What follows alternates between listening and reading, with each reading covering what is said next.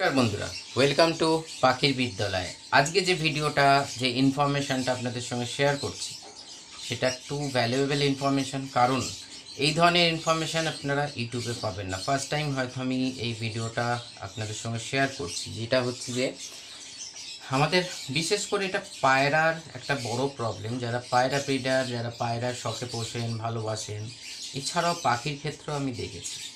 শুধু এখানে অনেক কিছু ডিসকাশন আছে, সেটা হচ্ছে যে ওভারগ্রোথ। যারা এই চ্যানেলে ডাক্তার তারা বুঝতে পারবে। সেল যেটা হয় না, দেখুন টিউমার হচ্ছে একটা ওভারগ্রোথ, সেলের ওভারগ্রোথ। একটা আপনি ফ্যাট সেল হোক বা টিস্যু সেল হোক, একটা হচ্ছে যে সেল যেভাবে ডিভাইড হচ্ছে, ফার্স্ট ডিভাইড হচ্ছে, আর সেলের যা সাইজ তার থেকে একটু বড়, হাইপারট্রফি, এই সমস্ত যে ব্যাপার, মেডিকেল টার্মসগুলো আমি ইউজ করছি না, সাধারণ ভাষায় বলি যে আমাদের শরীরে সেল ডেভেলপ হচ্ছে, তো তো সেটার একটা গতি আছে এবং সেটার একটা সাইজ আছে। যখন গতি আর সাইজ অটোমেটিক্যালি দুটো ইনক্রিজ হচ্ছে সাধারণ বাংলা ভাষায় বোঝানোর জন্যে, তখন সেটা ওভারগ্রোথ হয়। মানে ধরুন এখানে অনেকের শরীরে দেখবেন সারা গায়ে হচ্ছে যে ওটা একটা কম্বিনেশন, যে ওভারগ্রোথে ভর্তি, এদিকে ঝুলছে, গালে ঝুলছে, ঝুলছে। আবার কারোর কারোর কোনো একটা নির্দিষ্ট স্থানে ফ্যাট জনিত, যেটা ফ্যাট থেকেও হয়, ফ্যাট সেল থেকে, আর একটা হচ্ছে টিস্যু সেল থেকে। কিন্তু পায়রার যে গাঁট যেটা হয় সেটাও বলতে পারেন এক ধরনের ওভারগ্রোথ। ঠিক আছে, তো এইটাকে অনেক দিন ধরে আমি রিসার্চ করছি হোমিওপ্যাথিকের সঙ্গে। আজকে সেটা উপযুক্ত, কারণ একটা দুটো পায়রা ব্রিডারের প্রবলেম সলভ হয়েছে, আমি প্র্যাকটিক্যাল হিসাবে আপনাদের সঙ্গে শেয়ার করছি।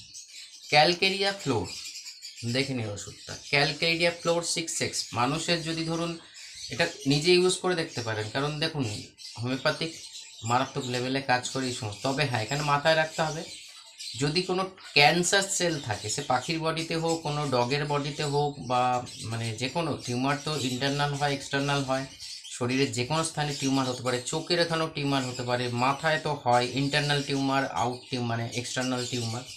বাট যদি ক্যান্সার সেল ছাড়া যে টিউমারটা, সেটা এই মেডিসিনটা, বা ক্যান্সার সেল যুক্ত হলে তারও মেডিসিন আছে হোমিওপ্যাথিক, সেটা আমাদের ডিসকাশনে বস্তু না। নর্মাল যে টিউমারটা হচ্ছে, বা পাখির বিশেষ করে গাঁটে যে হাড়টা ফুলে যায়, শক্ত হয়ে যায়, এবং ডানার এইখানটা, এটা পাখির ক্ষেত্রেও দেখেছি।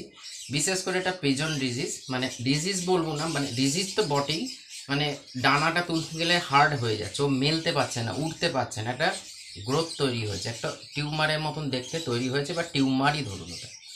তো এই সমস্ত ক্ষেত্রে আমাদের কি করণীয়, আমি প্রায় ধরুন এটা 1 বছর হয়ে গেল আমি রিসার্চ করছি এটার উপর, তবে গিয়ে আজকে আমি এই ভিডিওটা কনফিডেন্টের সঙ্গে আপনাদের সঙ্গে শেয়ার করছি।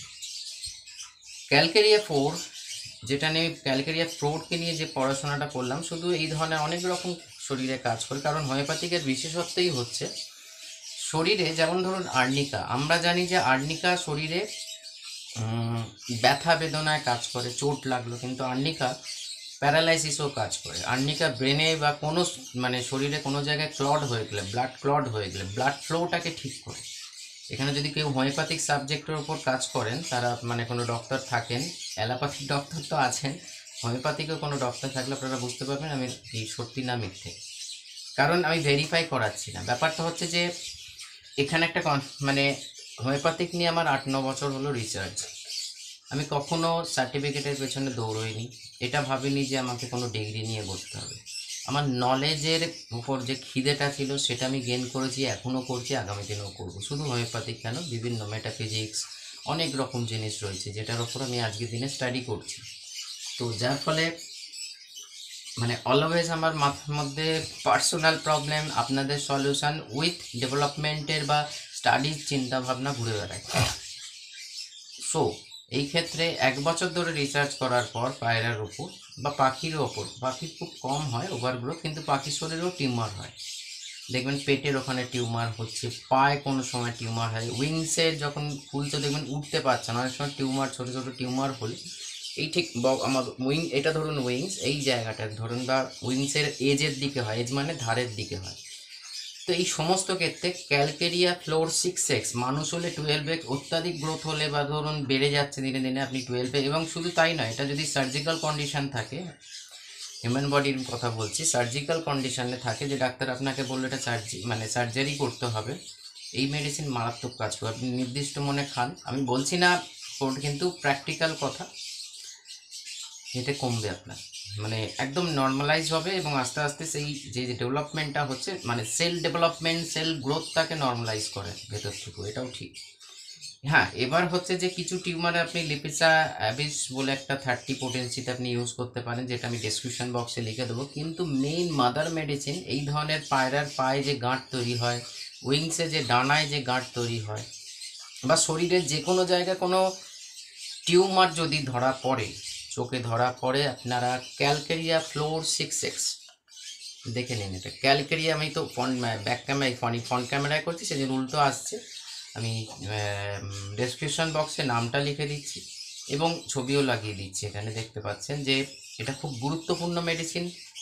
দেওয়ার নিয়ম হচ্ছে একটা পায়রাকে, যদি আপনি পায়রাকে আমরা তো অবভিয়াসলি ধরে খাওয়াতে হবে, 1 চামচ জলে একটা ট্যাবলেট খাইয়ে দিলেন, গুলে ড্রপারে করে খাইয়ে দিলেন, দিনে 3 বার কন্টিনিউ চলবে প্রায় 15। কারণ দেখুন, ডিপেন্ড অন সিচুয়েশান, কীরকম সিচুয়েশানে গ্রোথ হয়ে আছে, সেল কতটা ডেভেলপ হচ্ছে হার দিন, মানে প্রত্যেক দিন, এবং ধীরে ধীরে ওই গাঁটটা বাড়ছে কিনা, তাহলে জানবেন এখনও গ্রোথে রয়েছে।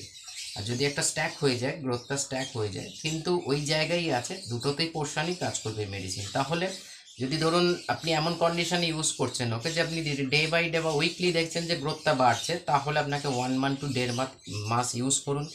আদারওয়াইজ দেখুন, যদি কোনো গ্রোথ স্ট্যাক করে যায়, মানে দাঁড়িয়ে যায়, ওভার গ্রোথ আর হচ্ছে না, যেটুকুনি হয়েছে হয়তো এইটুকুনি বা এতটা, ওই জায়গাটা আর বাড়ছে না, তাহলেও মোটামুটি 1 মাস তো খাওয়াতেই হবে। তো 15 দিন থেকে 1 মাস। আর ওরকম ধরনের কন্ডিশন হলে এরকম। আর যে কোনো কেসেসে আপনার ডগ, র্যাবিট, ক্যাটে সমস্ত কেস, মানে কেস যে টিউমার রিলেটেড কোনো ইস্যু হলে আপনারা ক্যালকেরিয়া ফ্লোর 6X অ্যানিমেলের জন্যে, অত্যাধিক মাত্রায় যদি গ্রোথ হয় 12Xও ইউজ করতে পারেন, তবে সেটা দিনে 2 বার, 6X দিনে 3 বার, আর কন্টিনিউ এরকম। এবার ধরুন আপনার কোনো পাখির ক্ষেত্রে হয়েছে এরকম, আমি পাখি ধরে খাওয়াতে পারছে না, ও পড়ছে, অনেকে পাখি ধরতে পারে না, প্রথম কামড় দেবে। আর আজকে হ্যাঁ, এটা প্রথম আমারও ভয় ছিল, এখন তো ওটা হ্যাবিট, মানে না কামড়ালে ভালো লাগে না। ইনফ্যাক্ট কেউ এখন আর কামড়ায় না, একটা হ্যাবিচুয়েটেড হয়ে গেছে ব্যাপারটা। কিন্তু ব্যাপারটা হয় ধরে খাওয়ানো, পায়রাকে ধরে খাওয়ানো ইজি, কিন্তু পাখিকে ধরে ছটফট করে তো শ্বাস লাগনিতে চলে গেলে প্রবলেম। যদি ধরেন একটা পাখির হয়, ওকে সেপারেট করতেও পারেন, নাও করতে পারেন, এটা কোনো তো মানে ভাইরাল বা ব্যাকটেরিয়াল ডিজিজ না, একটা ওভার গ্রোথ হয়েছে যেটা ছোঁয়াচে নয়, ওখানে রেখেই এটার কিন্তু অনেক রকম কাজ আছে। আমি কাজগুলো অনেক কিছুতে, যেমন হাড়ে ব্যথা, হাড়ের গ্রোথ, এক্সট্রা শরীরের যে কোনো টাইপের গ্রোথকে কন্ট্রোল করে। সো এই ক্ষেত্রে আপনি এক এক পিস পাখি যদি একটা পেয়ার বা একাধিক একটার জন্য বলে দিচ্ছি, তাহলে একাধিকের অঙ্কটা পেয়ে যাবেন মোটামুটি। তবে একটা কথা মাথায় রাখ, অনেকে আমাকে জিজ্ঞেস করে, দাদা আপনি 40 ml জলে বলছেন যে এই ড্রপটা, 1 লিটার জলে তো এইটা হওয়া উচিত। এখানে কোনো টেকনিক্যাল টার্ম ইউজ করবেন, এখানে মেডিকেল টার্ম চলছে, মেডিকেল হিসাব চলছে এখানে, ঠিক আছে। আর সৎসঙ্গে সঙ্গে চলছে পাখিটা কতবার সারাদিনে জল ইনট্যাক্ট করছে। আমাদের মতন, আবার বলছি, আমাদের মতন সাপোজ আমাকে ডাক্তার বললো যে হাফ কাপ জলে 20 ফোঁটা, তাও জলটা আমি তো পুরোটা খাচ্ছি।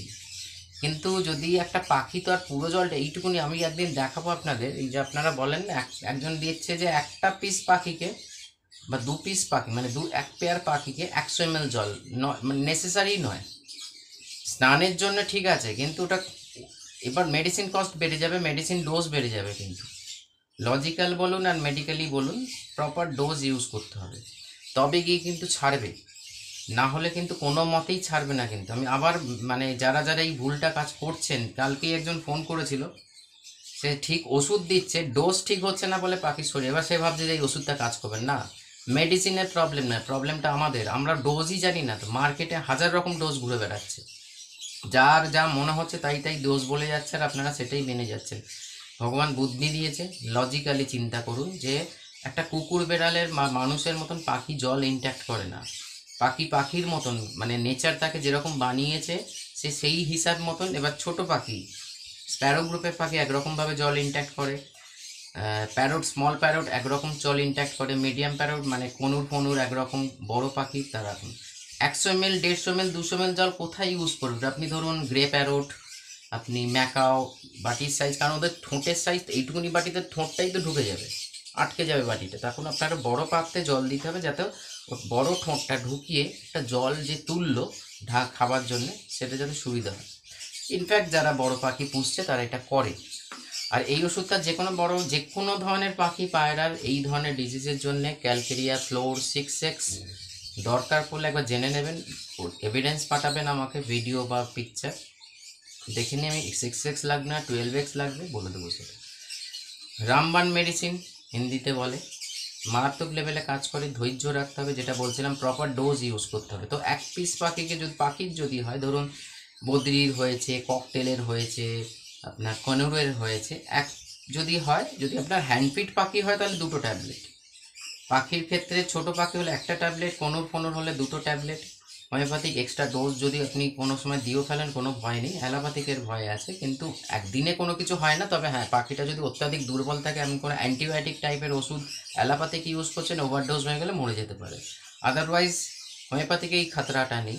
তো সেই ক্ষেত্রে এই জায়গাটাকে আপনাকে মেনটেন করতে হবে। এবার একাধিক পাখি হলে সেটা ক্যালকুলেট করে, বা সেগুলো আমাকে হোয়াটসঅ্যাপে বলবেন, আমি বলে দেবো প্রপার ডোজটা। ঠিক আছে, তো এই ক্যালকেরিয়া ফ্লোর ইউজ করে দেখুন, খুব ভালো কাজ করবে। কারণ 1 বছরের রিসার্চ, নিশ্চয়ই মিথ্যে কথা বলতে ভিডিও বানাচ্ছি না, সারছে বলেই বলছি। যতক্ষণ আমি প্রমাণ পাই ততক্ষণ কোনো ভিডিও বানানোর কোনো মাতলাবই হয় না। একজন ভাই রিকোয়েস্ট করেছিল এটা ভিডিও করার, যে ইউটিউবে নেই। আমিও দেখলাম ইউটিউবে সেরকম নেই, উল্টো পাল্টা ভিডিও রয়েছে, যেটার কোনো মানে হয় না। কারণ আজকের দিন প্রবলেমটা কোথায় জানেন তো, ইনফরমেশান কম, চ্যানেল, আমি কাউকে নাম নিয়ে কিছু বলছি না, যে যার তার রুজি রোজগারের জন্য করছে সেটা করুক, কিন্তু সঠিক ইনফরমেশনের দরকার আমাদের। তবে তো গিয়ে আমরা এই যে এত প্রবলেম, যেমন ধরুন সিলিবিয়ান বলে আমি একটা এখানে অ্যালোপ্যাথিকের নাম লিখছি, লিভারের টপ মেডিসিন, 380 টাকা দাম, ডিসকাউন্ট দিয়ে 340 টাকা পড়ে, 200 ml এর দাম। সিলিবিয়ান আপনি নেটে সার্চ করুন, বা কোনো অ্যালোপ্যাথিক শপে গিয়ে বলুন সিলিবিয়ান সিরাপ আছে কিনা। লিভারের প্রচুর ইনফেকশনকে দূর করে, এবং ইনফ্যাক্ট যে সমস্ত ডাক্তারেরা এই চ্যানেলে রয়েছেন আপনারা জানেন সিলিবিয়ানের কাজ কী, লিভারে অনেক ডিজিজে কাজ করে। ফলে ইনফরমেশান মেন। আমার ব্যাকগ্রাউন্ড কী আছে আমার জানার দরকার নেই, ভাঙা দেয়াল ফেয়াল থাকতেই পারে, কিন্তু আমি যে ব্যক্তিটা বলছি সে কতটা ইনফরমেটিভ। ঠিক আছে, তো সেই জন্য আমার 1 বছরের রিসার্চ করে তবে এই ভিডিওটা বানাচ্ছি। এতটা পেশেন্স রাখতে হয়েছে, যে আমিও চাইলে কিন্তু উল্টোপাল্টা মেডিসিন বলে, হোমিওপ্যাথিক তো কিছু কাজ না হবে না, কিন্তু কোনো ক্ষতিও করবে না, কিন্তু না, এক্স্যাক্ট মেডিসিন দরকার। কারণ রোগের সঙ্গে মেডিসিন ম্যাচ করছে কিনা তবেই যাবে। আর পর এই জায়গাটা আমি বলি, তবে গিয়ে আপনাদের এত কাজ হয়। এবার প্রপার ডোজ ইউজ করতে হবে, তবে মেডিসিন কাজ করবে। নমস্কার।